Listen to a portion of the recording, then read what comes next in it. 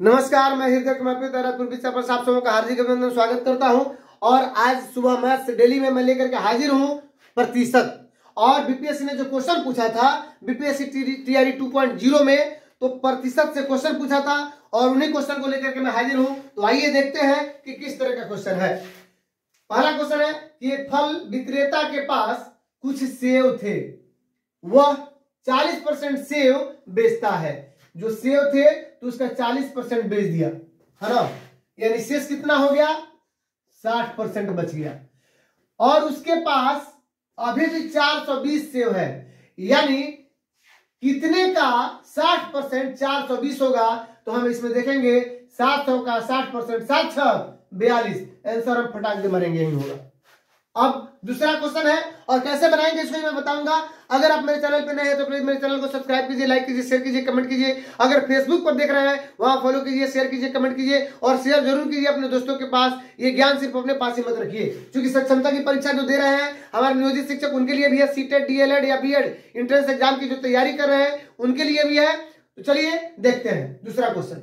कि एक दुकानदार के पास कुल नारियल का 60% बिक्री के पश्चात 800 बचा है। क्वेश्चन बीपीएससी घुमा के पूछता है, इसलिए क्वेश्चन को कम से कम 2 बार पढ़ें। कि एक दुकानदार के पास कुल नारियल का 60% बिक्री के पश्चात 800 बचा है। 60% बेच दिया, यानी 60% जो बेच दिया है तो 40% ही ना बचा है, और 40% ही ना 800 है। कितने का 800 है, कितने का 40% 800 होगा।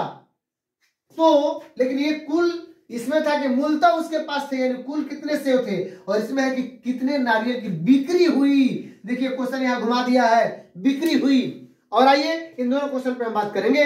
तो हम बनाएंगे सबसे पहले ऊपर वाला क्वेश्चन कि एक फल विक्रेता के पास कुछ सेव थे, तो कुल सेव कुछ पता है नहीं है। तो कुल सेव जब पता नहीं है तो हम एक्स ले लेंगे। और कह रहा है कि वो 40% सेव बेचता है। कितना बेच दिया, तो बेच दिया आपको 40%। तो शेष कितना बच गया, शेष बच गया 60%। और शेष कितना बचा है, शेष सेव प्रतिशत तो 60 हो गया और शेष सेव बचा है 420। तो हमारा फॉर्मूला होगा कि x का 60%। 60 कहां से आया, तो चूंकि पूरी जो प्रतिशत होता है हम प्रतिशत को समझेंगे पहले, है ना। प्रतिशत 100 पे होता है, तो इसलिए हमने क्या किया, 100 में से 40 घटा दिया। यहाँ पे 100 - 40 बराबर आ गया 60। तो x का 60% बराबर 420। अब यहाँ पे निकालेंगे x गुने 60 बटा 100 बराबर 420। x बराबर ये 100, ये अंश और हर के रूप में है, तो जो हर है ऊपर अंश के रूप में गुना हो जाएगा और जो अंश है नीचे हर के रूप में गुना हो जाएगा। यानी बराबर के जब उधर जाता है तो बाटा वाला गुना में होता है और ऊपर वाला भागा में हो जाता है, गुना वाला। यानी 420 गुने हो जाएगा 100, और ये यानी कि इसके नीचे कुछ नहीं 1 है तो तिरछा तिरछी गुना होगा और ये बटा में आ जाएगा 60। ये 0 से 0 गया, 6 से 42, x का मान कितना आ गया 700। तो ये सवाल पूछ रहा था कि मूलतः उसके पास थे, तो मूलतः हमने निकाल लिया कि 700 थे। ये सवाल बीपीएससी घुमा दिया है। अगर ये सवाल ये भी तो पूछ सकता था डायरेक्ट कि कितने सेव का 60% 420 होता है। कितने सेव का, वही बात है कि कितने सेव का 60% 420 है। ये भी वही उसी तरह बनता, कितने सेव, तो मान लीजिए x का 60% बराबर 420 है, तो वही बात हो गया। तो बताइए अगर इस तरह डायरेक्ट क्वेश्चन रहता तो हम बनाने में कितना आसान होता, लेकिन बीपीएससी ने क्वेश्चन घुमा के पूछा है। अगर आप मेरे चैनल पर नए हैं तो प्लीज मेरे चैनल को सब्सक्राइब कीजिए, लाइक कीजिए, शेयर कीजिए, और फेसबुक पर देख रहे हैं तो वहां शेयर कमेंट जरूर कीजिए। तो ये हमारे जितने सीटेट, डीएलएड और बीएड की तैयारी कर रहे हैं एंट्रेंस एग्जाम की या सक्षमता परीक्षा की या बीपीएससी की, सक्षमता परीक्षा में तो 110% कह रहा हूं कि परसेंट से क्वेश्चन रहेगा। अब आइए हम दूसरा क्वेश्चन देखते हैं। एक दुकानदार के पास कुल नारियल का 60%, और हम देखेंगे प्रतिशत के बारे में पूरा फॉर्मूला भी हम पढ़ेंगे कि प्रतिशत कैसे निकालें। कि एक दुकानदार के पास कुल नारियल का 60% बिक्री के पश्चात, यानी कुल नारियल इनको भी नहीं मालूम है, इसमें भी कुल नारियल हमारा हो गया x। बिक्री कितना हुआ, तो बिक्री हमारी हो गई नारियल की 60%। तो शेष कितनी बची है ना, शेष नारियल बचा हुआ है आपका 100 - 60 यानी ये सब प्रतिशत में 100 - 60% बराबर कितना 40% शेष बच गया। तो 40% बचा है तो कितना है 800 है। यानी शेष नारियल कितना बच गया है 800 है। इसमें सेव था, इसमें नारियल है। अब हम क्या करेंगे कि लिखेंगे कि x का 40% बराबर कितना 800। तो ये हो जाएगा x गुने 40/100 बराबर 800। फिर क्या होगा x, अब ये मैं बता रहा था यहाँ पे कैसे किया हूं, तीसरा से गुना होगा यानी 800 गुने 100 बटा यहाँ पे 40। तो ये 0 से 0 कट गया, 4 दूना 8, 20 मिनट में कट गया और 20 में 100 से गुना करेंगे तो हमारा आ गया 2000। कितना आया 2000 आ गया। लेकिन सवाल हमारा ये नहीं है कि पूछ रहा है कि मूलतः कितने सेव थे, ये आप मूलतः कितने नारियल थे, ये पूछ रहा है कि कितने नारियल की बिक्री हुई। अब देखिए तो बिक्री कितने नारियल की हुई है 60% की।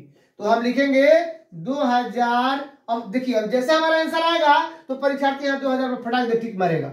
लेकिन देखिए अब इसका आंसर क्या होगा 2000 का 60%, 6 दूना 1200, आंसर हमारा होगा 1200। कैसे तो 2000 गुने 60 बटा 100%, 2 0 से 0 गया, 6 दूना 12 और 12 पे एगो है 0 ना 1200 हो गया।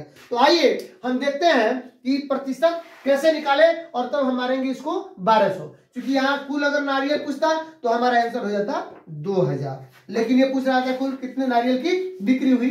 तो प्रतिशत जो है वह प्रति और शत दो शब्दों के मिलने से बना हुआ है। और आइए हम देखते हैं कि हम कैसे निकालते हैं। हमने अभी निकालने के लिए बताया भी और कैसे हम पहाड़ा में जल्दी से प्रतिशत कैसे निकालेंगे। तो आइए ये जो प्रति जोड़ शत यानी प्रति और शत का अर्थ होता है सैकड़ा। अगर कोई कहे कि 5% कितना हुआ तो 5 रुपया हुआ। कोई कहे 10% कितना हुआ तो 10 रुपया हुआ, सॉरी 10 रुपया हुआ। कोई कहे कि 100 का 5% कितना होगा तो 100 में यानी सैकड़ा 100 पे ही होता है तो इसलिए 5 रुपया होगा। 100 का 10% 10 रुपया होगा, 100 का 20% 20 रुपया होगा। लेकिन अगर वही कहे कि 100 की जगह पर अगर 400 लिख दे कि 400 का 5% कितना होगा तो इसको निकालेंगे हम 4 का पहाड़ा 5 बार पढ़ेंगे, सीधे लिखेंगे 20। 400 का 5% कितना होगा 20 आंसर। और कैसे आया तो 400 गुने 5 बटा 100, ये 2 0 से 0 गया, 5 का 20। कोई पूछे 600 का 30% कितना होगा तो क्या निकालेंगे 6 3 का 18, 6 का पहाड़ा 3 बार। जब इस तरह सैकड़ा में जब क्वेश्चन हो तो वही जब 6000 का जब पूछे कि 6000 का 30% कितना होगा तो अभी हम पहाड़ा वही पढ़ेंगे 6 3 का 18 लिख देंगे, है ना। सॉरी 600 का 30% आपका 18 नहीं होगा, 600 का 30% 180 होगा। 6 3 का 18, जैसे 400 का 5% था तो यहाँ पे हमने क्या लिखा था 20 लिखा था। लेकिन 600 का 30% 3 रहता तब 18 होता और यहाँ पे 600 का 30% है तो 180 होगा। तो उसी तरह 6000 का 30% कितना होगा तो 6000 का 30% 6 3 का 18 और ये 2 को 0 गया, एगो है 0 एगो 0, कितना हो गया 1800 हो गया। अगर वही 600 का 40% रहे तो कितना होगा 240, यानी 6 2 का 40 है, 2 को 0 गायब कर दीजिए और 6 का पढ़ा 4 बार पढ़िए। अगर पूछे कि 800 का 50%, अब बताइए जब 50% की बात है तो सीधी बात है 400। लेकिन अगर वही हो कि 800 का 5% तो 8 बचे है 40, बस इतना ही हो गया 40। ये 2 को जब 0 रहे तब 8 बचे 40 और 2 को 0 यहाँ पे है तो 8 बचे 40 ये भी होना चाहिए। लेकिन चूंकि ये 50 था तो 0 इस पर बढ़ गया 400। उसी तरह अगर कोई कहे कि 900 का कितना 40% तो क्या करेंगे 9 का पढ़ा 4 पर 9 चौका 36, 360 सीधे होगा क्योंकि ये 0 तो हट गया लेकिन 9 चौका 36 ये 0 यहाँ पे आके बैठ गया, यानी इस तरह निकालेंगे। इसको हम अगर कटा के निकालेंगे तो 900 गुने 40 बाटा 100, 0 से 0 0 गया और 9 का पड़ा 4 बार 9 चौका 36 से 0 यहाँ पे बैठा दिए। तो ये तो हुआ सीधी सी बात। लेकिन अगर दशमलव में पूछ दे तो अब हम कैसे निकालेंगे? तो आइए दशमलव की बातों को हम निकालते हैं। वो कैसे निकालेंगे? जैसे कि अगर ये पूछ दे कि 400 का 12.5% कितना होगा। अब देखिए पॉइंट में आ गया है ना, जब पॉइंट में आ गया तो लिखेंगे 400 का, ये भी वही चीज है, 12 का पारा 4 बार पढ़ेंगे, 12 चौका 48 कितना होगा 12.5 गुना 25 गुना 50।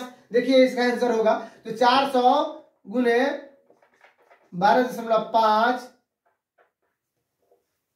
बटा 100, ये 0 से 0 कट गया। अब यहाँ कितना होगा 12 चौका 48, 5 चौका 20, यानी 50 आंसर आ गया। इसको दूसरे तरीके से भी हम निकाल सकते थे। यहाँ दशमलव है तो दशमलव हटाएंगे और एक 0 देंगे तो यहाँ पे देखिए अब ये कटेगा कैसे, 5 गुना 10 और 25 पचे 125, और फिर 2 से कट गया 4, 2 मत में 25 गुना 50 है।